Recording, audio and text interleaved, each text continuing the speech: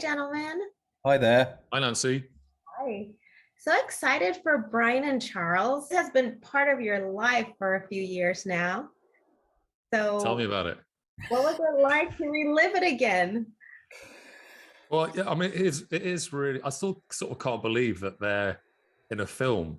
Because when I think back to the gigs we used to do, like we used to perform as a stand-up show. Yeah, I would have never have thought back then that they would have ended up playing in a cinema. So that is quite fun to think that they're, especially Charles. He's just so ridiculous looking. Yeah. I sort of can't believe it. So, yeah, it's been an interesting experience. And let's give a quick backstory of this for a lot of the Americans that are not too familiar with this film. The concept that it all started, like you said, in stand-up, not to mention that Brian, for you, David, he developed from stand-up to the short film to now the full length. So how did their characters develop within these three phases? Yeah, well, Brian was a sort of different character a lot of the time, not always, but a lot of the time in stand-up clubs, just to survive. He was a little bit more adult and abrasive. 'Cause, you know, I'd get heckled. I'd have water bottles chucked at me and or at Brian. And and when we got the opportunity to write him and Charles in the feature, we just softened him and hopefully made him more likable, and we wanted to make it more accessible and kind of write a family movie, really. Yeah. So no family would want to see me in a stand-up club. I promise you that. Yeah, it was just a process of working out what their journey would be, and but a big part of it was making them more accessible and, yeah, like David said, just more likable as a double act.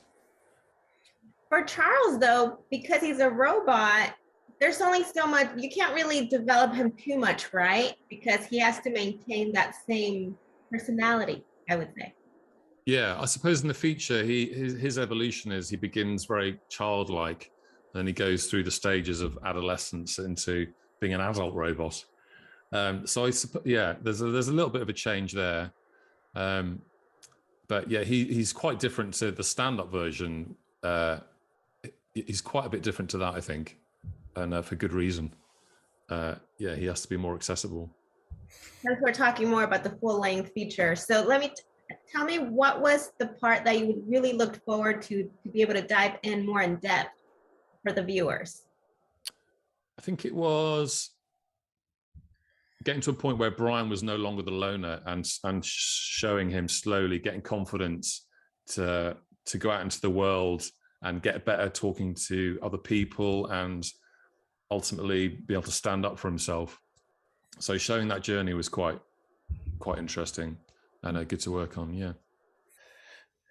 Yeah, I mean, I just enjoyed spending more time kind of acting with Chris and Charles, just having, because it was a 4-week shoot, and I think the middle 2.5 weeks, it was just me and Chris in a house, and I really enjoyed that time to try and be funny and make each other laugh.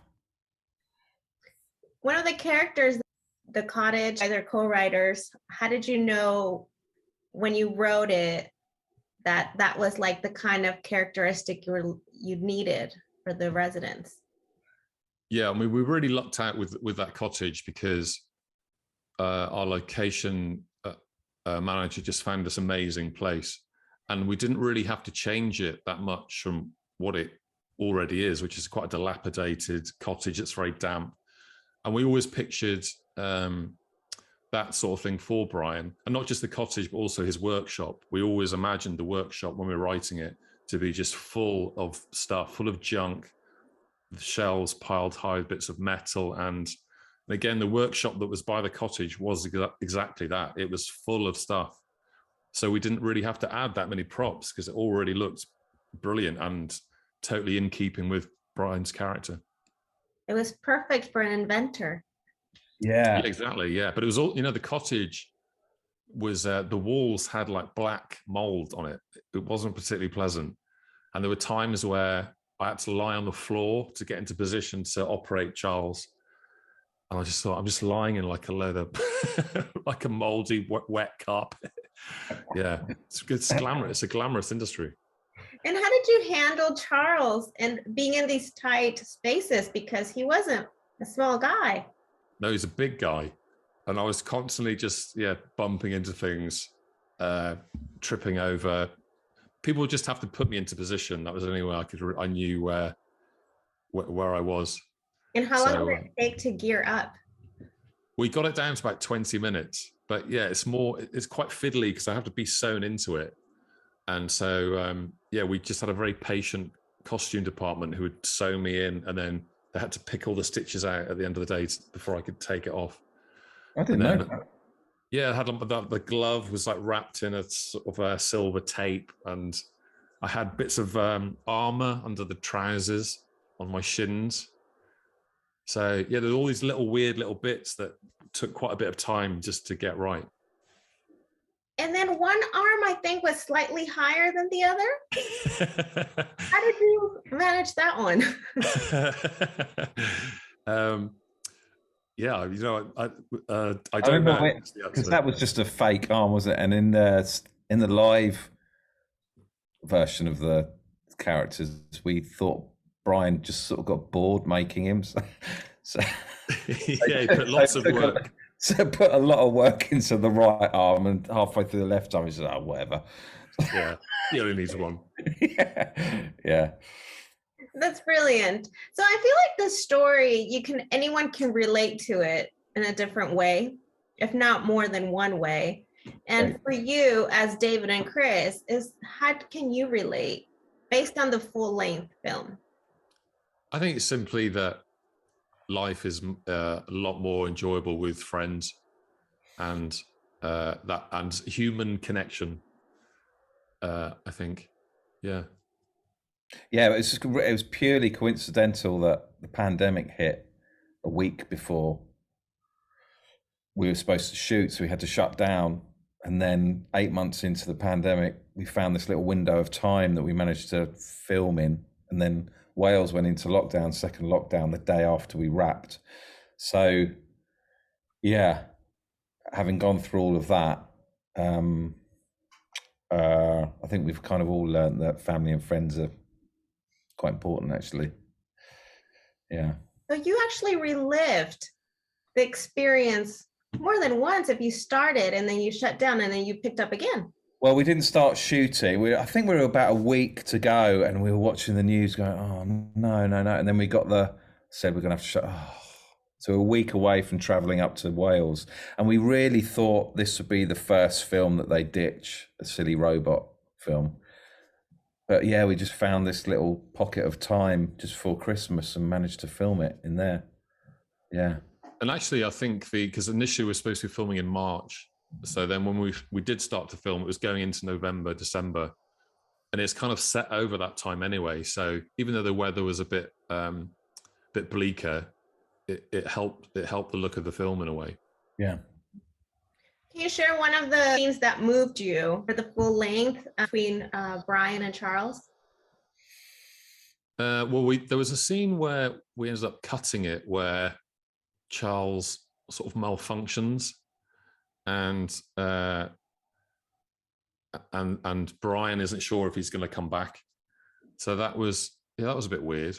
And I don't want to give any spoilers, but there is a scene that's a bit emotional. I sort of felt like that as well, because that was coming towards the end of our shoot when we shot the penultimate scene.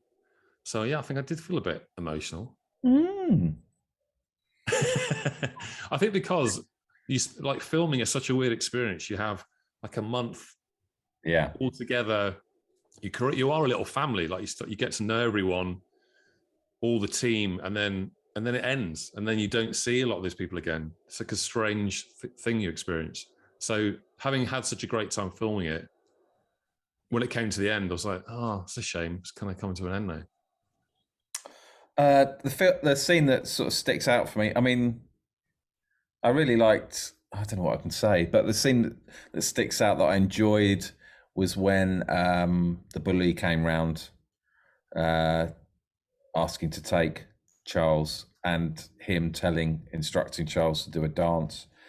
So it felt like quite a serious little scene, but with Chris doing his little tap dancing, it was really hard not to giggle. There's a lot of laughter in that scene. Yeah. For sure. So I will wrap up. My time's up, but I did get a chance to speak to Jim and Rupert, and I was telling them how you guys' story, that Brian and Charles would be great kids books, and continue on with Charles sending postcard to Brian about his trips. Yeah. It's a good idea. Yeah. I think a lot of kids could learn a lot. Oh, do you know what? My young boys, they're really into Charles. I was like, oh, that's good. And we've already got some photos sent in from children like building their own Charles boxes. It's like, oh, that's sweet. Yeah. Yeah. Thank you for bringing a lot of smiles. Thank you very much.